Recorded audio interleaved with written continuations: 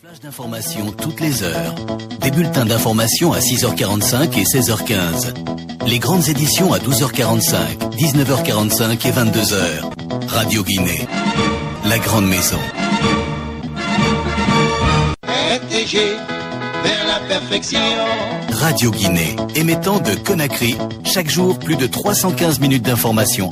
Des bulletins d'information à 6h45 et 16h15. Les grandes éditions à 12h45. Radio Guinée émettant de Conakry, voici RTG Midi, notre première grande édition d'information.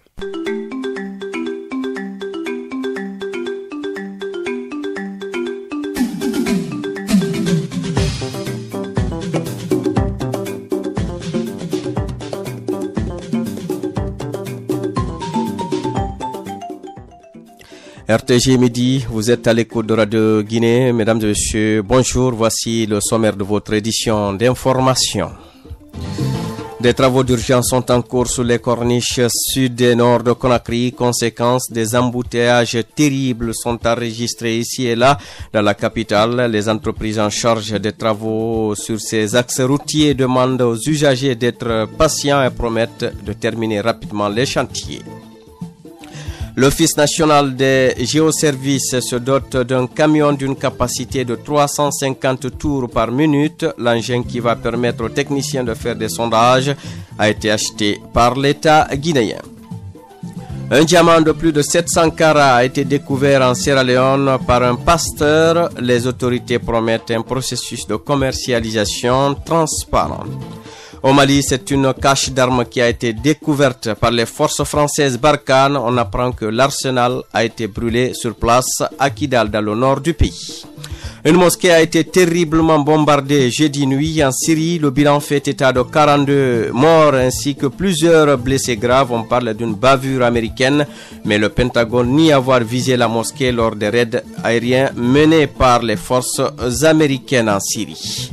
Voilà le sommaire de cette édition d'information en direct. Vous avez Fatmata Kandé Omar Bari. Merci de nous écouter. C'est pour vous informer à tout à l'heure. Une fois encore, vous êtes les bienvenus auditeurs. Nous commençons ce journal, votre édition d'information, par l'ouverture ce vendredi à Conakry de l'atelier national de formation des opérateurs économiques guinéens ressortissants des pays de la CEDEAO établis en Guinée. La rencontre est initiée par le CECID en collaboration avec l'ambassade d'Espagne. Elle vise cette rencontre à outiller les participants des principaux instruments d'intégration communautaire.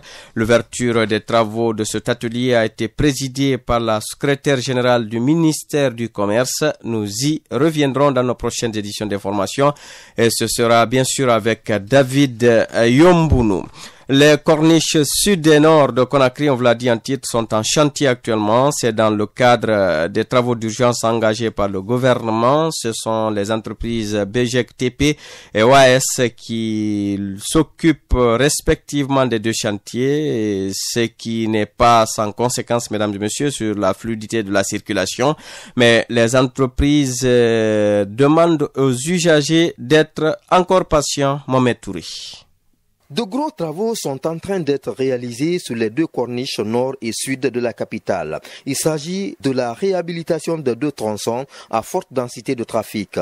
Hassan Abou Firas, coordinateur de projet de BGEC TP, en charge de la corniche sud. Il s'agit des travaux de réhabilitation de la route de la corniche sud, Matam-Mafanko, une longueur de 2 km, comporte 3 ouvrages essentiels. L'assainissement en matière de caniveau, en avancement à 90%, avec les dallots et les exutoires pour l'évacuation des eaux vers la mer au niveau de la chaussée. On est à 60% de réalisation. Et la grave bitume, le corps de la chaussée se compose d'une couche de grave bitume de 10 cm. Après, il y aura une couche de béton bitumineux pour le roulement de 7 cm. Les mêmes types de travaux sont en cours sur l'autre corniche. Il s'agit notamment de changer toute la structure et faire des ouvrages de drainage des eaux vers la mer. Manuel Cabral, responsable